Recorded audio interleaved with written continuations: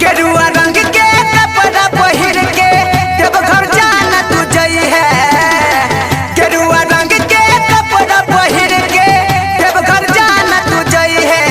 भोला बाबा के जल चढ़ा के हजन हमारा तो फोन करी है। भोले बाबा के जल चढ़ा के हजन हमारा तो फोन करी है। गेरुआ रंग के कपड़ा पहिर के देवघर जाना तू जई है। भोला बाबा के जल चढ़ा के हजन हमारा तो फोन करी है। भोले बाबा के जल चढ़ा के हजन हमारा तो फोन करी है। बुझली गे बोला बोला देवघर वाले बाबा की।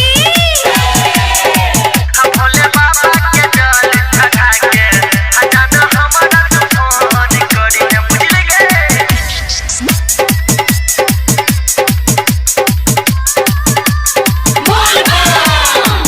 देवघर जाइके जहान मरले लबाजी बाबा भोला पे जल चढ़ेला सबसे आगाड़ी।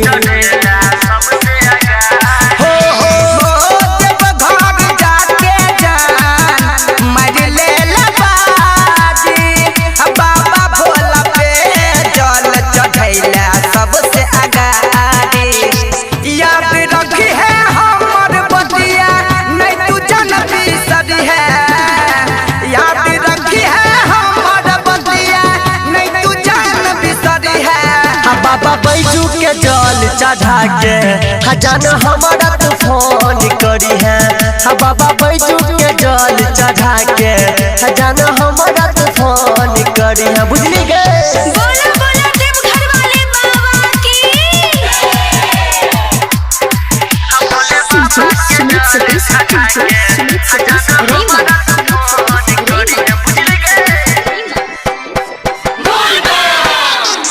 बेल के पतैया से पूजा है के करी है।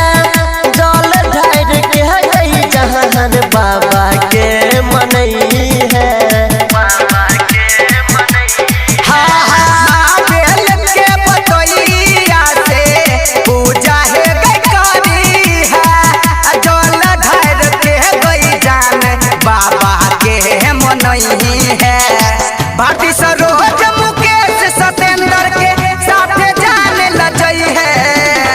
भारती सरोज मुकेश सतेंद्र के साथे जाने लजई है। महाकाल के जल चढ़ा के हजन हमारा तो फोन करी है। महाकाल के जल चढ़ा के हजन हमारा तो फोन करी है।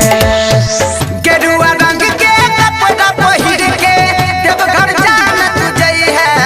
भोला बाबा के जल चढ़ा के हजन हमारा तो फोन करी है। भोले बाबा के जल चढ़ा के